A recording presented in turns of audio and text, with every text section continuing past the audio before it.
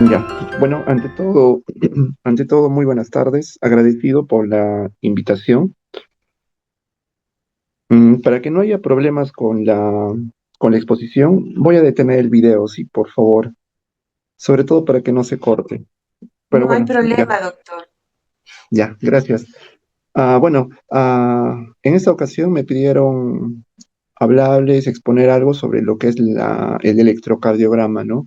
Y tomando en cuenta el tenor de este curso, vamos a hablar de los fundamentos teóricos prácticos y exactamente en el paciente crítico cardiovascular. Para empezar, la anatomía y la electrofisiología. En el corazón, nosotros vamos a tener dos tipos de células. Las células miocárdicas, que son contráctiles, las cuales se encargan de la función de bomba, y las células especializadas, que son las células de marcapasos. ¿Qué significa? Son aquellas células que se van a encargar de iniciar el impulso y de que este impulso llegue a todas las células miocárdicas. Y es por eso que al momento de hablar de la contracción del corazón, va a existir un orden. Es así que nosotros podemos observar de que todo inicia en este nódulo de acá, en el nodo sinoauricular, y a través de haces que van a viajar a través de las aurículas, van a llegar al nodo auriculoventricular. De esta forma, en un inicio se está contrayendo las aurículas, tanto la aurícula derecha como la aurícula izquierda.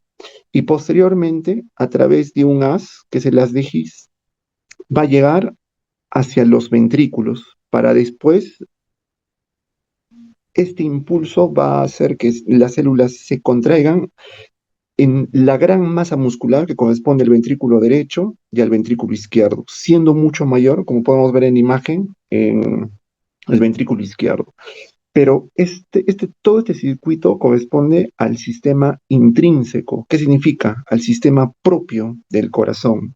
Sin embargo, nosotros cuando corremos, nosotros cuando, no sé, vamos a ir a dormir, la frecuencia cardíaca del corazón sube ante la actividad física y también disminuye cuando estamos descansando. Entonces vamos a tener un sistema extrínseco y este sistema extrínseco se va a encargar justo de eso. Y al hablar del sistema extrínseco vamos a hablar del sistema simpático, el cual va a hacer que la frecuencia se acelere, y el sistema parasimpático, el cual se va a encargar de que la frecuencia se reduzca. Entonces, al tomar en cuenta de que tenemos este sistema, como hemos visto en la imagen anterior, todo empieza en este nódulo de acá, que es el nódulo sinoauricular. No sé si es que se observa los trazados que estoy realizando. ¿Sí se observa?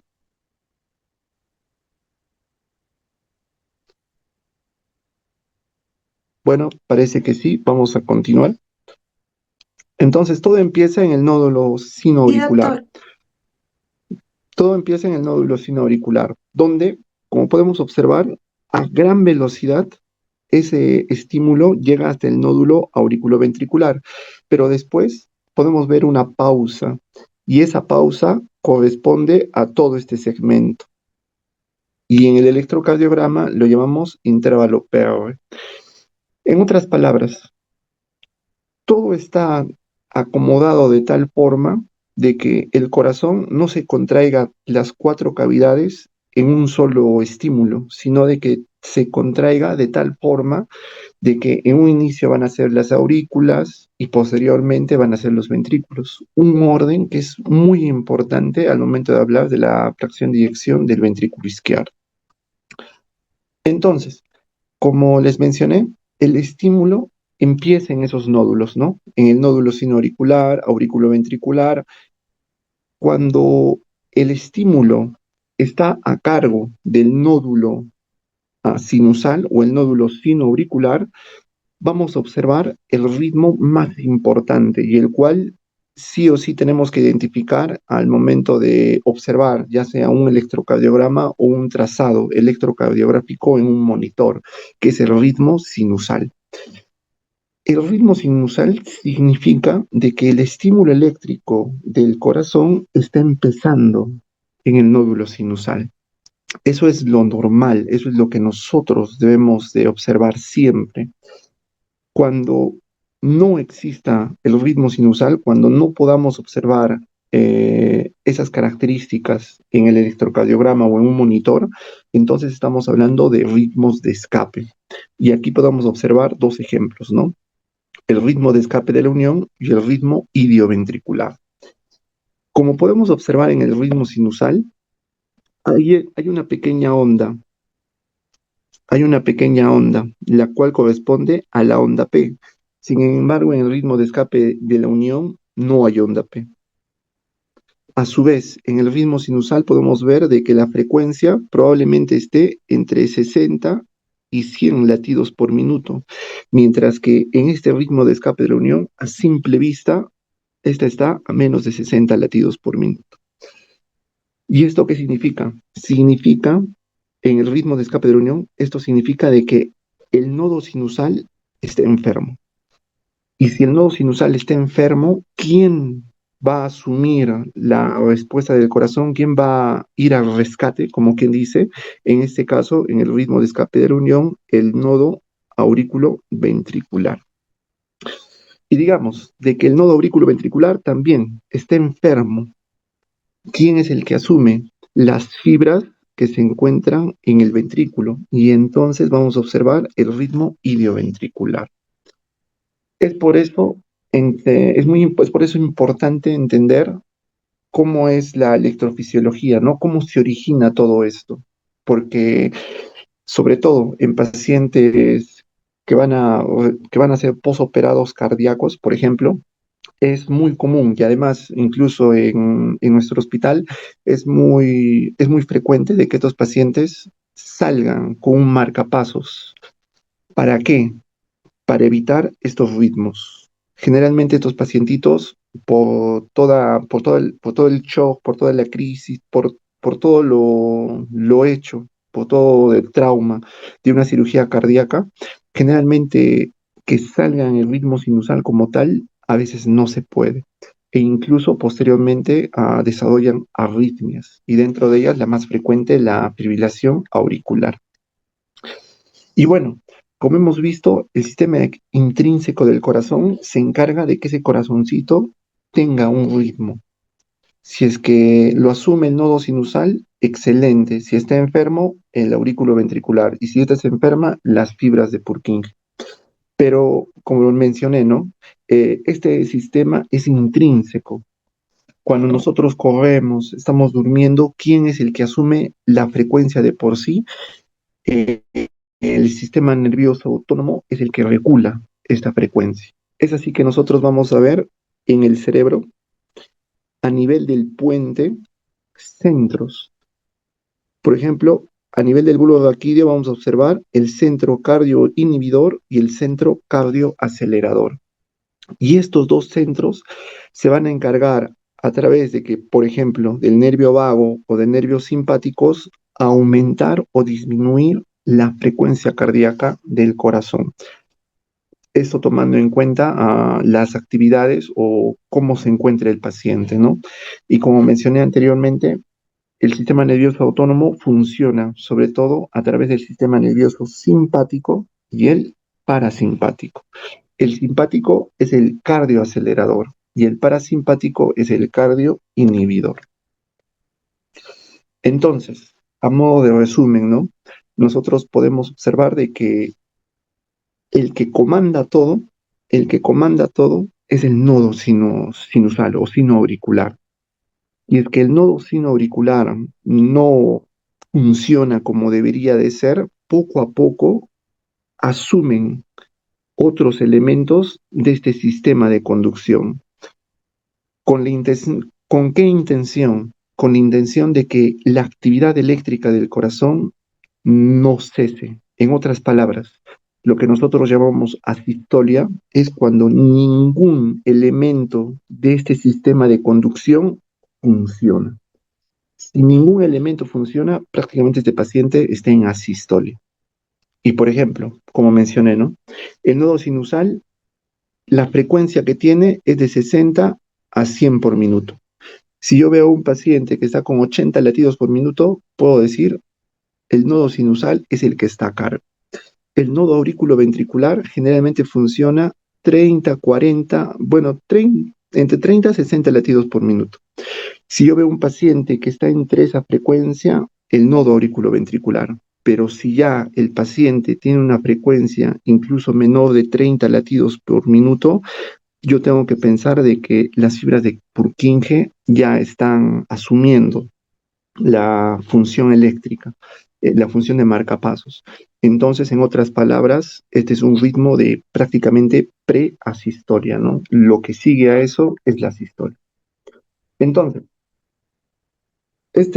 como hemos visto, todo se basa en el sistema eléctrico del corazón. ¿Y cómo podemos observar nosotros ese sistema eléctrico? A través del electrocardiograma, a través del trazado del electrocardiograma. Es así que nosotros vamos a ver aquí en la imagen de la mano derecha, él es Tom Einthoven, en el año 1901, él fabrica este aparato que es el galvanómetro. Como podemos ver en ese entonces, un aparato muy grande, muy complicado. ¿Para qué? Para poder identificar esas pequeñas ondas del electrocardiograma. Y gracias, y bueno, él también fue el responsable de acuñar, ¿no? Los nombres de aquellas ondas y deflexiones que nosotros observamos en el electrocardiograma. Y nosotros hemos evolucionado tanto a tal grado de que actualmente se encuentran sistemas analógicos y digitales para el electrocardiograma. Y es así que nosotros vamos a evaluar el trazado del electrocardiograma en un papel milimetrado. Y algo muy importante al momento de evaluar un trazado electrocardiográfico y al momento de adquirir un electrocardiograma es cómo está graduado. Nosotros podemos observar en la imagen de la mano derecha dos elementos, la velocidad y la amplitud. Cuando nosotros hablamos de velocidad, para interpretar un electrocardiograma tiene que estar a una velocidad de 25 milímetros por segundo. Y para interpretar este trazado, al momento de hablar de la amplitud, se tiene que graduar de 1 milímetro en 10 milivoltios. Esto es muy importante. ¿Por qué? Solamente por un error en los parámetros se pueden cometer grandes equivocaciones. Si, por ejemplo, la velocidad de 25, no sé, la cambiamos y la ponemos a 50 milímetros por segundo, una persona que no ha visto la velocidad fácilmente puede decir, no, ese paciente está bloqueado. Va a decir, no, su frecuencia cardíaca está en 30, está en 28, y falsamente se van a realizar procedimientos que no se deben. Y de igual forma, si es que, por ejemplo, la amplitud no está en 1 milivoltio en 10 milivoltios, sino, por ejemplo, 0,5 milivoltios en 10 milímetros. Eso significa que vamos a ver todo grande. Y en ese caso, por ejemplo, pueden decir, no, este paciente tiene hipertrofia, cuando realmente no, solamente es la graduación. Y es así que nosotros, ah, para evaluar el electrocardiograma, tenemos que también tomarlo bien, ¿no? E identificar los artefactos. Por ejemplo, aquí podemos observar cuatro imágenes. En la imagen superior izquierda, algo muy típico en pacientes adultos mayores, ¿no? Sobre todo aquellos que vienen en la noche y, por ejemplo, temblor muscular. El temblor muscular, generalmente, por ejemplo, se puede observar como ruido, ¿no? En el trazado electrocardiográfico. Y, por ejemplo, también se observa en aquellos pacientes con una respiración profunda. Aquí podemos ver cómo simula una onda de pletismografía, por ejemplo, ¿no? Inspiración, expiración. Otros artefactos, lamentablemente, los electrodos sueltos, ¿no? Por ejemplo, en pacientes pediátricos en los que no, ¿cómo diría? No colaboran mucho, ¿no? Después, las interferencias por corriente alterna. Como podemos ver aquí, este paciente, el trazado parece recto, ¿no? Sin embargo, también hay una línea, no es de estática, sino en los electrocardiogramas se observa más que todo como una línea negra. El trazado está ahí, pero es una línea muy gruesa. y generalmente es por interferencia, por corriente alterna. Este tipo de artefactos sobre todo lo tienen los electrocardiógrafos análogos. Los digitales, por los filtros que tiene, se puede mejorar, ¿no? Este artefacto. Y después, los pacientes en paro. Los pacientes que están en paro, que están monitorizados o, por ejemplo, no sé, que están con el electrocardiógrafo, también se puede identificar este trazado de la compresión torácica externa. E incluso pacientes en paro y que tienen un monitoreo completo, esto nos ayuda a nosotros para identificar, ¿no? Si es un RCP de alta calidad o no, con respecto a la frecuencia. Y bueno, algo también que he visto bastante es, sobre todo, ¿no? Problemas al momento de adquirir un electrocardiograma son los electrodos y, bueno, hay un montón de marcas. Sin embargo, nosotros podemos encontrar dos tipos de clasificaciones, ¿no? Generalmente las americanas, las cuales van a estar en relación con la AJA, y las europeas. Y como podemos observar, cada uno, cada uno tiene un sistema de colores diferente.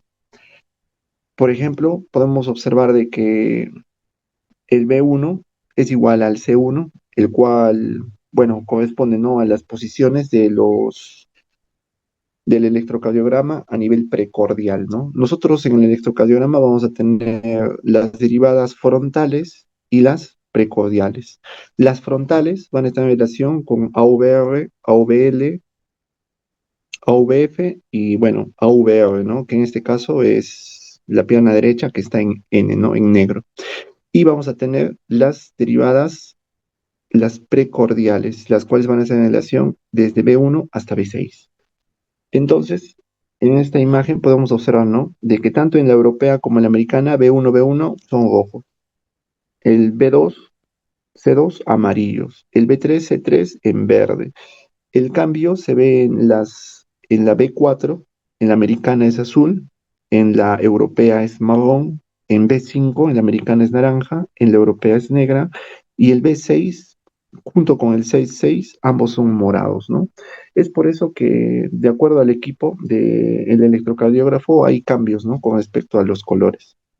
Estas son las derivadas precordiales. En las derivadas frontales de los miembros, ahí sí hay más diferencia, ¿no? Y esta parte es la responsable de que muchas veces el electrocardiograma a veces no está bien tomado, ¿no? ¿Por qué? En la americana, LA, de sus siglas en inglés, left arm, es negro. Y la americana, left arm, es el brazo izquierdo. Mientras que en la europea solamente le ponen una L y es amarillo. Y la L en inglés es solamente de left. En la americana, el doble L, que es rojo, corresponde a left limb en inglés, que corresponde a pierna izquierda. Mientras que en la europea es verde y lleva solamente la F. Y la F es de foot, de pierna, nada más, o de pie.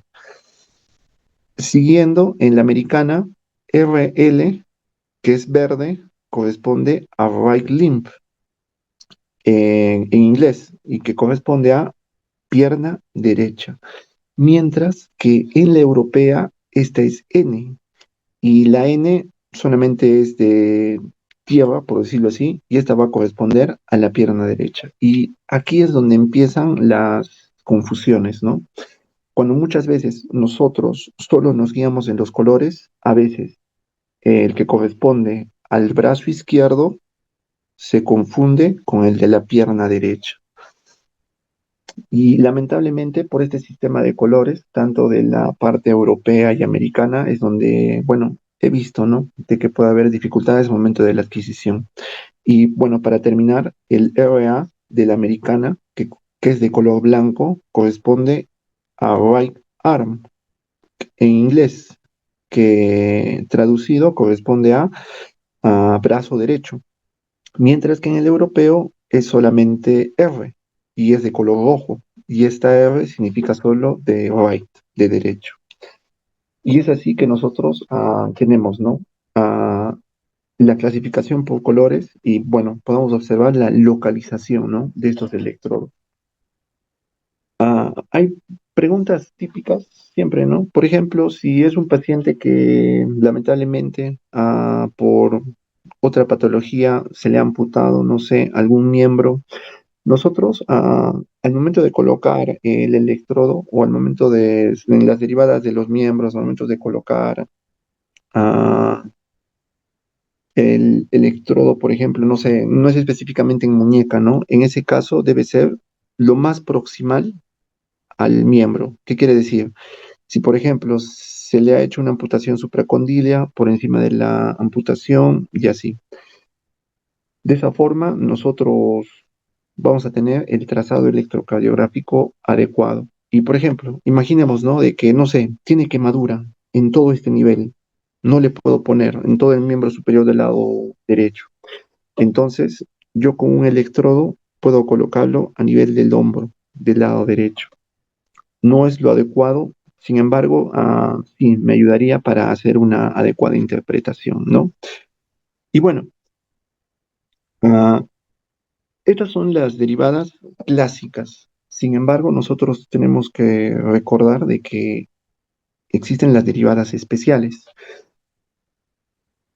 En estas dos ubicaciones vamos a tener nosotros, aquí podemos ver B1, B2, B3, B4, B5, B6. Sin embargo, aquí vamos a ver B2R y B3R.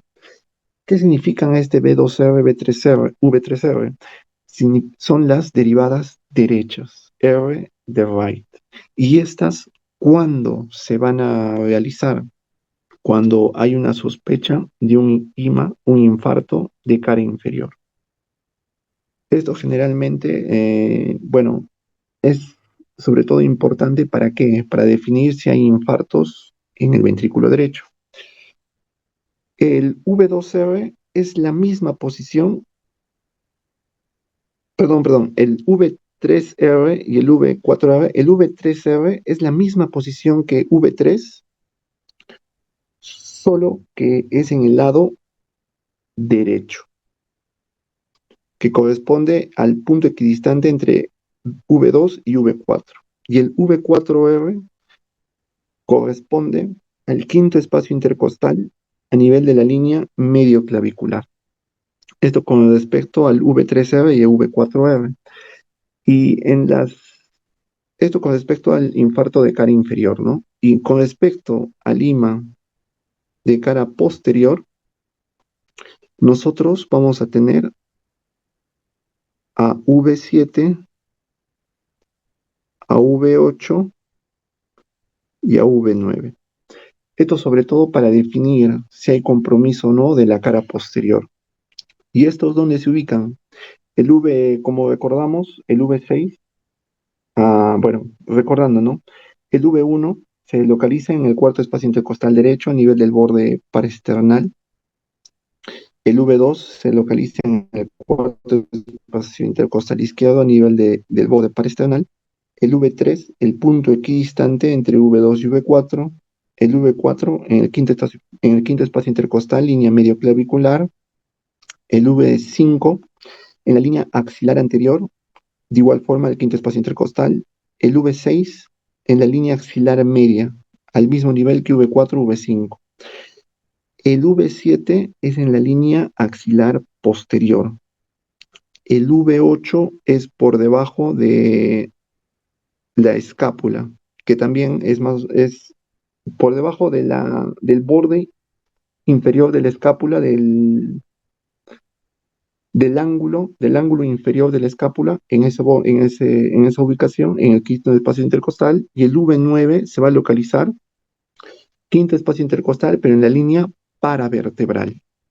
Y estas son las derivaciones extras, ¿no? Que en algún momento nosotros podemos solicitar, sobre todo en estos casos, en cara posterior y en cara inferior. Y bueno, todo esto lo realizamos con qué intención? Con la intención de tener un registro electrocardiográfico que se pueda interpretar. La calidad de la interpretación va a ser directamente proporcional a la adquisición. Si yo hago una buena adquisición, puedo llegar a un buen diagnóstico, más si hago una mala adquisición, tengo que dudarlo, ¿no? Y todos estos trazados, ¿de dónde vienen? Al final, lo que hace el equipo electrocardiográfico detecta los estímulos. Como podemos observar en la primera imagen, este es un estado de reposo. Cuando llega un estímulo, ¿qué es lo que pasa? Todo lo que era positivo se comienza a volver negativo. Y lo curioso es de que este estímulo tiene una dirección y es esa dirección y ese estímulo el que se detecta en el registro electrocardiográfico. Y es así que nosotros, por ejemplo, como les indiqué, hay un orden, ¿no? Y ese orden es lo que produce vectores.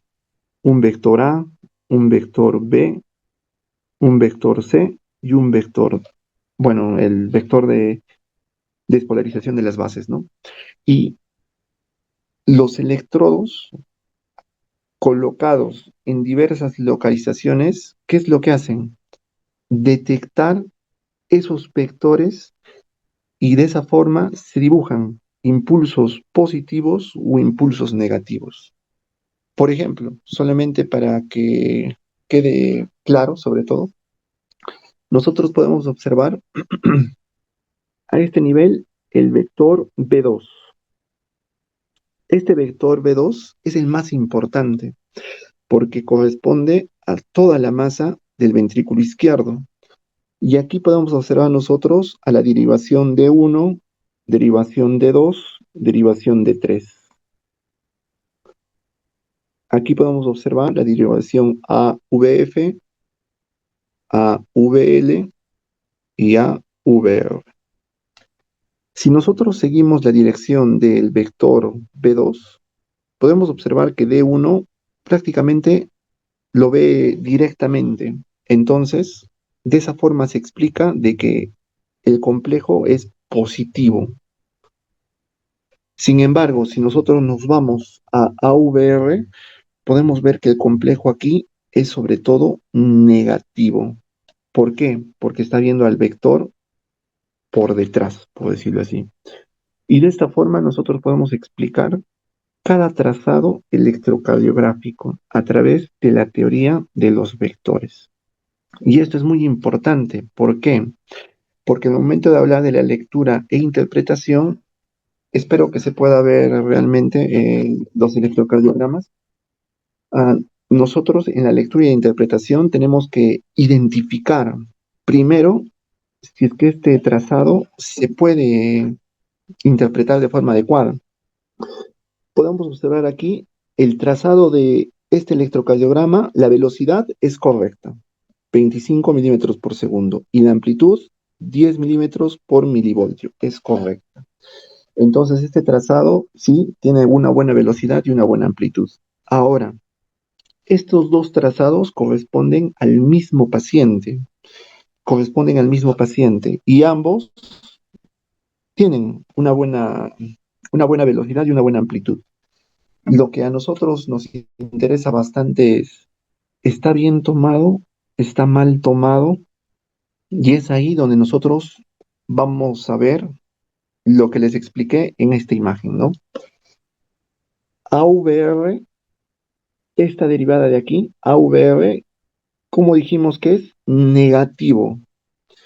Y D1, como dijimos que es positivo. Eso es lo correcto si nosotros hablamos de un corazón cuyo vector del ventrículo izquierdo es normal, ¿no? Lo que podemos observar aquí, algo muy importante, es la onda, esta onda de acá.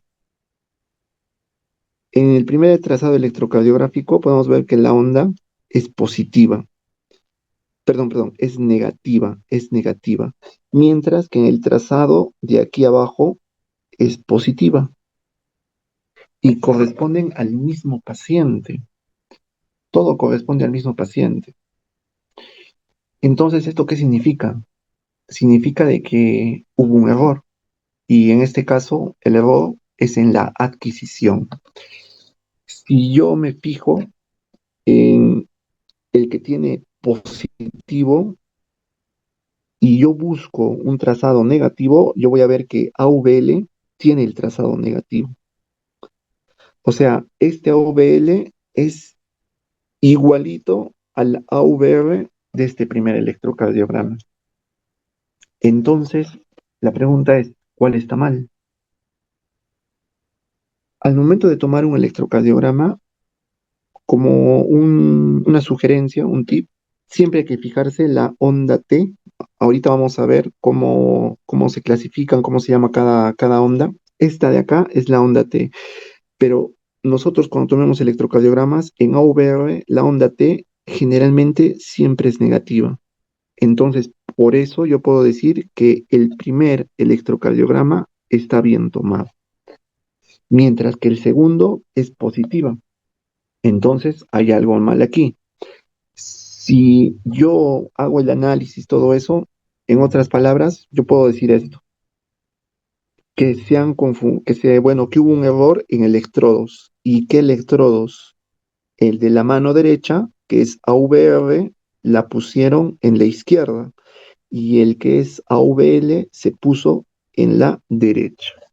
Y generalmente este es el error en adquisición más común, la inversión de electrodos a nivel de los miembros superiores. Esa es la más común. Pero una forma bien interesante para identificarlo es la onda T. Si la onda T es negativa, hay una gran chance de que sí, está bien tomado. Pero si la onda T es positiva, ya hay que estar viendo ahí de que algo está pasando, ¿no? Y esto es muy importante para nosotros. ¿Por qué? Solamente haciendo el cambio de derivadas de la mano derecha a la mano izquierda, diagnósticos como infartos se pueden, ¿cómo diría? El diagnóstico sería errado. Y bueno, el electrocardiograma nos ayuda a nosotros, sobre todo en pacientes con arritmias. Dentro de las arritmias, las taquiarritmias, como podemos ver aquí en la primera imagen, que es una taquicardia de alta velocidad, aproximadamente está por lo menos en 200 latidos por minuto y es una regular. Y a su vez también nos va a ayudar en los infartos, los supradesniveles. Por ejemplo, aquí podemos ver un ST elevado. Y por ejemplo, este electrocardiograma lamentablemente hay que volverlo a tomar, ¿no? Porque en un infarto es importante un electrocardiograma completo. Aquí V5 y V6 no están completos, ¿no? Entonces, tomando en cuenta todo esto, el mensaje que quiero que se lleven es ritmo sinusal. ¿Qué es un ritmo sinusal? Es un electrocardiograma que que está bien adquirido a 25 milímetros por segundo y a 10 milímetros por milivoltio, que tiene una frecuencia cardíaca entre 60 a 100. Si es más de 100, yo ya hablo de taquicardia. Si es menos de 60, de bradicardia. Un RR regular, ¿qué significa? Que la distancia entre el R, entre, entre las cúspides, entre R y R, es regular. Más adelante lo vamos a ver. Una onda P positiva en D2, un complejo QRS que está precedida de una onda P y un intervalo PR menos de 120, perdón, menos de 200 y mayor a 120. Y de esa forma yo voy a identificar un ritmo sinusal. Y por ejemplo, para medir la frecuencia cardíaca hay un montón de fórmulas, ¿no? Sin embargo, la más rápida, no es exacta, pero la que nos ayuda es esta fórmula, ¿no? Yo voy a identificar la cúspide de un complejo QRS, una onda R, y como podemos ver, este es un papel milimetrado. Cada cuadradito chiquitito es 1 milímetro. Y en dos cuadrados grandes yo tengo 1 centímetro. O si desean, 10 milímetros.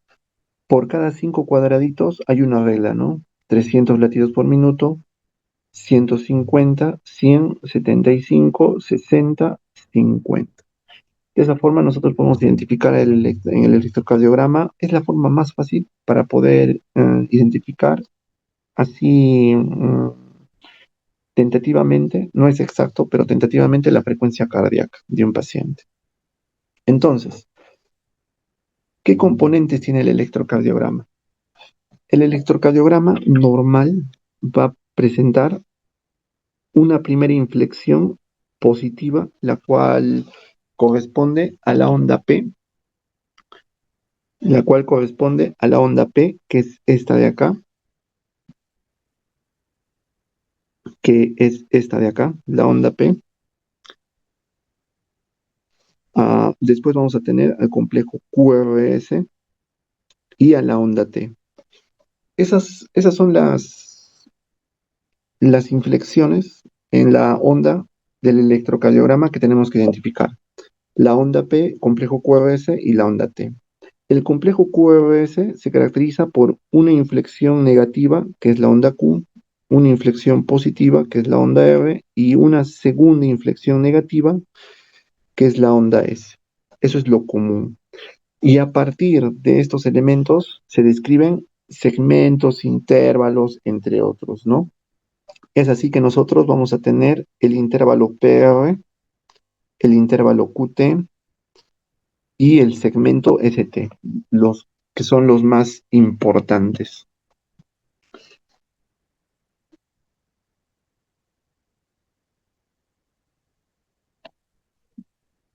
Entonces, tomando en cuenta esto, la onda P. ¿Qué significa la onda P? La onda P significa despolarización auricular. ¿Qué significa? Esa aurícula se está comenzando a contraer. Y el complejo QRS, si la onda P es de la aurícula, el complejo QRS es del ventrículo. Significa que el ventrículo se va a contraer. Y como mencioné al inicio, ¿no? El corazón no se puede contraer todo al mismo tiempo, tiene que tener un orden para que primero las aurículas se vacíen, los ventrículos se llenen y después los ventrículos se contraigan. Y en conclusión, al momento de juntar todo esto, vamos a ver el complejo común, ¿no? El más visto en un paciente, mm, el más visto en un paciente con un ritmo sinusal normal. Entonces vamos a ver la onda P, que es esta de acá, la onda P, el complejo QRS con una onda Q, una onda R y una onda S y la onda T. Y de todo este complejo, los segmentos e intervalos que más deben de recordar es el intervalo PR desde el inicio de la onda P hasta el inicio del QRS. Este es el intervalo PR, el segmento ST, que es desde el final del QRS hasta el inicio de la onda T, el segmento ST, y el intervalo QT, el cual es desde el inicio del QRS hasta el final de la onda T.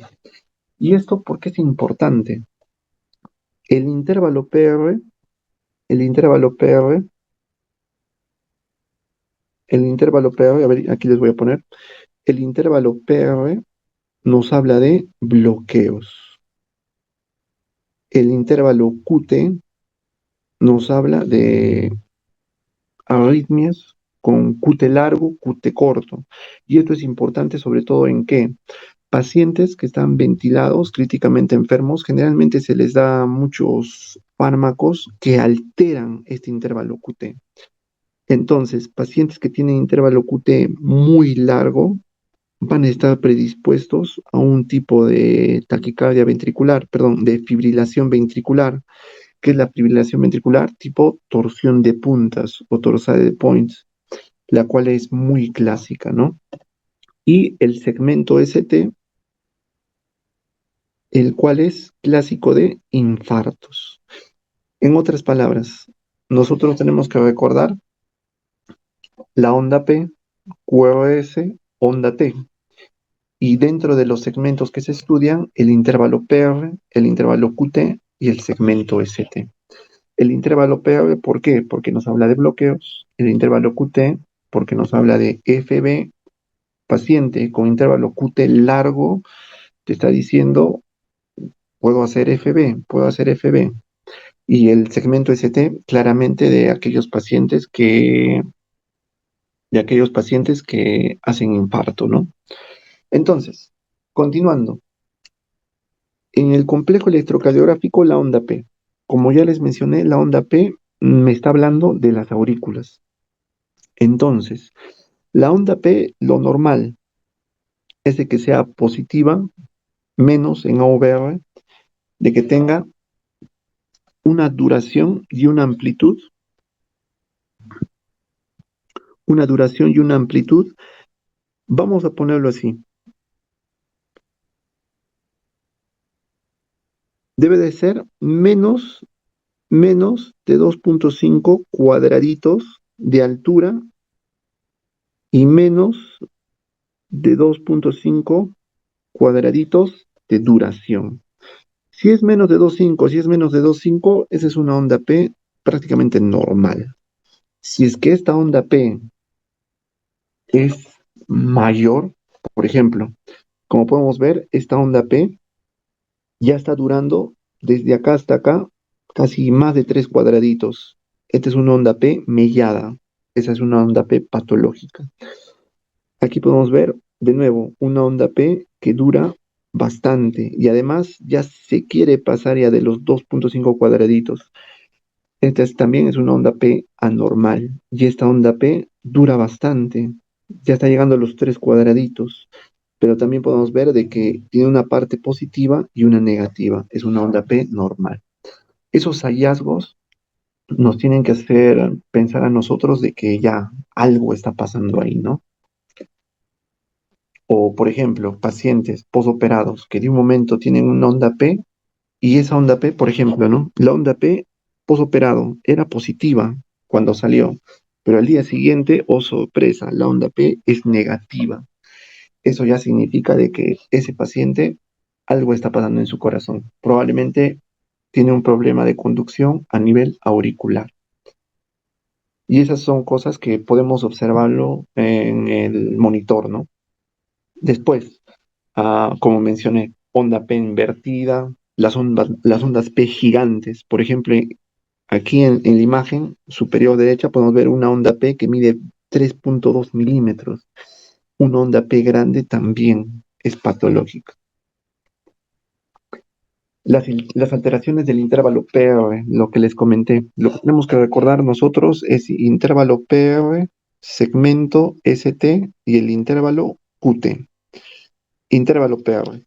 El intervalo PR nos habla de bloqueos. Si el intervalo PR es mayor de 200 milisegundos, en otras palabras, mayor a 5 cuadraditos chiquitos, ya estoy hablando de un bloqueo. Y estos pacientitos, el bloqueo de primer grado no es muy importante, pero sí hay que estar atentos a ese tipo de bloqueos, ¿no? Y por ejemplo, si es mayor de 200, ya estamos hablando de un bloqueo. Y si es menos de 120 milisegundos, en otras palabras, menos de 3 cuadraditos, yo estoy hablando de ya un síndrome de preexcitación. Y en ahí el clásico, el síndrome de Wolff-Parkinson-White. Son aquellos pacientes que vienen con taquicardias, que acuden por servicios de emergencia, se les toma su electro y están con frecuencias de 150, 200 y así. Y ahí están ejemplos, ¿no? Por ejemplo, en la imagen superior izquierda, un intervalo PV de 130 milisegundos. Es normal, pero aquí miren, esta onda P encima, que es larga, una onda P mellada, una onda P patológica, el intervalo PV, ¿cuántos cuadraditos hay aquí? Uno, 2, 3, 4, 5, 6, 7 cuadraditos. Se pasa de 5. Ese ya es un bloqueo. Y Y así. Esas son pequeñas cosas que nosotros podemos identificar y ya nos dan muchas ideas, ¿no? Después, el QRS. Como mencioné, primero está la onda P. La primera inflexión negativa es la onda Q.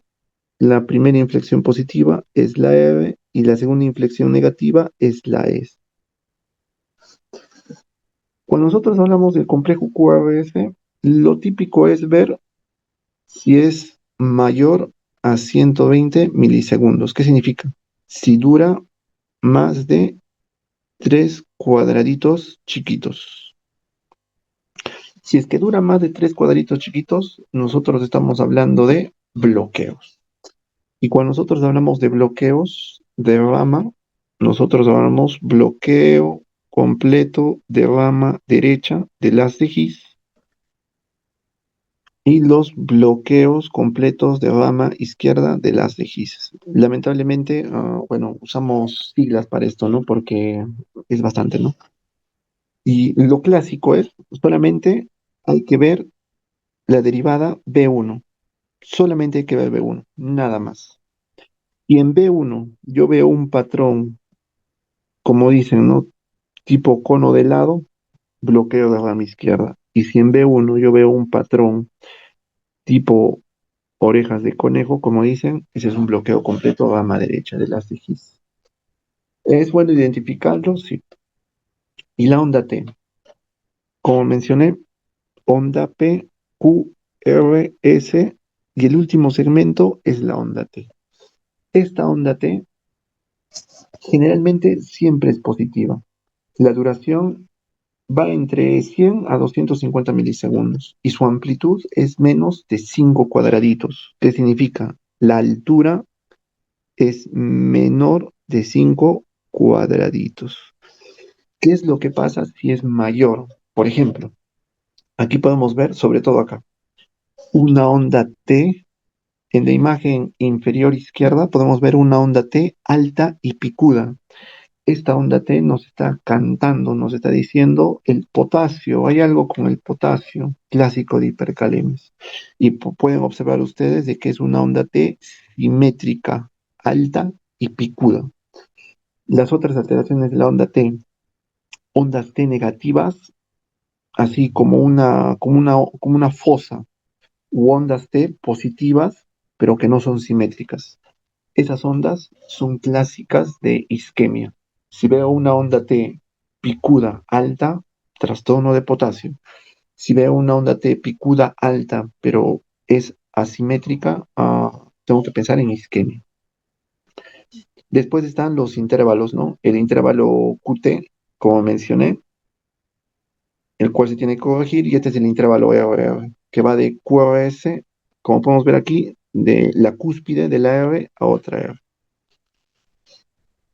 Y bueno, lo clásico y lo que me gustaría que se lleven de todo esto es la fibrilación auricular. Es una arritmia muy frecuente. En pacientes posoperados de corazón, la más frecuente que se va a presentar. ¿Cuál es la diferencia con el ritmo sinusal? La diferencia es de que uno es irregular. La distancia entre cada RR es totalmente diferente. No hay onda P. Aquí no hay onda P. Lo que se ve, estas ondas de acá son ondas F minúsculas, por decirlo así. Y los complejos QRS, bueno, pueden ser estrechos, pueden ser anchos, va a depender, ¿no? Pero esos dos mensajes, no hay onda P y es un intervalo RR irregular. Y bueno, el segmento ST, como mencioné, el intervalo PR, bloqueos, intervalo QT, riesgo de arritmias, y el segmento ST, infartos. Si un paciente, ya sea que tenga elevación o infradesnivel, ese paciente es infarto hasta no demostrar lo contrario, como podemos ver en estas imágenes, ¿no? Un intervalo, perdón, un segmento ST deprimido, un segmento ST elevado, y por ejemplo, ya y bueno, ya para terminar, ejemplos, podemos observar aquí un electrocardiograma que está bien tomado, está en ritmo sinusal, lo que llama la atención, infradesnivel del segmento ST. ¿Y qué era el ST? Infarto, hasta demostrar lo contrario. Son cosas muy importantes, ¿no? Que tenemos que identificar. Y aquí, ¿qué es lo que nos llama la atención? Uy, uy, uy. Este ST, que está súper elevado. Esto ya es infarto, ¿no? Y reconocerlo a tiempo es muy importante. En pacientes posoperados de corazón se pueden reinfartar, se pueden infartar post procedimiento. Entonces, es siempre importante el electro post cirugía, ¿no? En ese electrocardiograma también, ¿qué es lo que llama la atención? Infradesnivel del segmento ST. Y lo que llama la atención aquí, es el supra-en-AVR. Este supradesnivel en esta derivada es muy, muy importante. Nos está hablando de que la gran mayoría de vasos del corazón están comprometidos, o sea, no es solo una arteria, son muchas arterias, o en todo caso, la arteria más importante es la que está comprometida. Y en este electro, lo que llama mucho la atención, la onda P, la onda T. Como podemos observar, en este electro, la onda T positiva, ¿no? Positiva, positiva. Pero miren, en este electro, la onda T súper negativa, súper negativa. Se va hasta B6, prácticamente todas las derivadas precordiales. La única que se salva es B1. En este otro electro, así como hay ondas T súper negativas, en este electro ondas T isobifásicas, en este caso en B2 y en B3. Y el electrocardiograma es muy importante. ¿Por qué? Por ejemplo, al momento de hablar de infarto, el electrocardiograma es diagnóstico y generalmente debe de hacerse a los 10 minutos de que, bueno, según la guía, ¿no? Apenas esté ingresado el paciente, a los 10 minutos, bueno, según la guía, debería de interpretarse ya ese electro, ¿no? Si es un paciente sobre todo con alta sospecha de infarto. Y como mencioné, ¿no? Así como hay los infartos, están los bloqueos. Y en los bloqueos, en la primera imagen, uno se pregunta, ¿no? ¿Y ahí dónde está la onda P? No hay onda P. No hay onda P, solamente hay QRS y una onda T por ahí al final, pero no hay onda P. Ese es un bloqueo. Prácticamente el nodo sinusal no sirve. En la segunda imagen podemos ver de que la onda P está yendo por su lado, pero no está comandando nada, porque el QRS también va por su lado, también. Ese es un bloqueo. En este caso es un bloqueo de tercer grado, ¿no? En el segundo ya es un ritmo de escape idioventricular. Y en la tercera imagen podemos observar complejos QRS, pero prácticamente no hay onda P, no hay nada. Ese también es un ritmo de escape. Pero lo que llama bastante la atención son las frecuencias, ¿no? Que así al ojo están en menos de 40, en 30 incluso. Y así como tenemos los bloqueos, hay que tener mucho cuidado, ¿no? En los electrocardiogramas, cuando aparecen estas líneas de acá, muchas veces, ¿no? ¿Qué son? Este es un paciente que ha recibido tratamiento con estimulación cardíaca. Son las espigas de los marcapasos. Y bueno, también para el manejo de bradioarritmias, el electrocardiograma es fundamental, ¿no? Y ya bueno, para terminar, en los pacientes críticos, lo típico, ¿no? Lo que tenemos que identificar sí o sí. Este es un ritmo desfibrilable, no es un ritmo desfibrilable, son los ritmos de paro, ¿no? Como podemos observar en esta imagen, es una actividad caótica, grandes complejos, pero ¿cuál es la característica? Parece que son regulares. Corresponde a una taquicardia ventricular de alta respuesta. Aproximadamente está en 170, 160 latidos por minuto. Mientras que en estos trazados de electrocardiograma podemos ver de que son irregulares, no tienen ningún ritmo. Estas son las fibrilaciones ventriculares. Y dentro de la fibrilación ventricular hay un ritmo muy peculiar, que es la torsión de puntas, la cual corresponde a un trazado que más o menos tiene esta forma, ¿no? Empieza, empieza grande, comienza a disminuir, disminuye, disminuye y de nuevo. Es como si estuviese torciéndose, se hace grande, pequeñito, esa es la torsión de puntas. Y este tipo de arritmia es sobre todo, está asociado a pacientes con QT largo. Y bueno, para terminar, los ritmos desfibrilables, taquicardia ventricular sin pulso, taquicardia, la fibrilación ventricular. Y los no desfibrilables, la actividad eléctrica sin pulso y la sistolia. Y bueno, en el monitor también, ¿no? Por ejemplo, el monitoreo de un paciente de la UCOR del hospital, donde también es muy importante. Si yo veo un complejo Si yo veo un complejo electrocardiográfico, por ejemplo, si yo veo aquí este complejo QRS, tiene que corresponderse con una onda de pulso, tiene que corresponderse con una onda en la línea arterial. Esto es importante. Si es que yo veo de que, no sé, el QRS, por decirlo así, aquí tiene actividad eléctrica, pero no hay pulso, no hay onda de pulso en la pulsioximetría y no hay onda en la línea arterial, yo estaría hablando de una actividad eléctrica sin pulso. Pero si yo veo, por decirlo así, actividad en el registro de electrocardiograma, actividad en la onda de pulso, pero no en la del pulsioxímetro, entonces ahí tengo que sospechar que lo que está mal es la onda de pulsioximetría, ¿no? Y bueno, el mensaje con esto es de que al momento de evaluar al paciente hay que evaluar todo, no solamente con una cosa vamos a tomar decisiones. Y es así de que, por ejemplo, en la imagen que está en la mano izquierda, este es un paciente con marcapasos, ¿no? Tiene una frecuencia en 90. La pulsioximetría está en 95, pero podemos observar de que por un momento se perdió el registro. Este otro paciente que en la línea del monitoreo electrocardiográfico tiene una frecuencia cardíaca en 31 y, por ejemplo, en este paciente la pulsioximetría no dio nada. Y bueno, este es un clásico ejemplo, ¿no? Frecuencia cardíaca 47 y en la pulsioximetría podemos correlacionarlo, ¿no?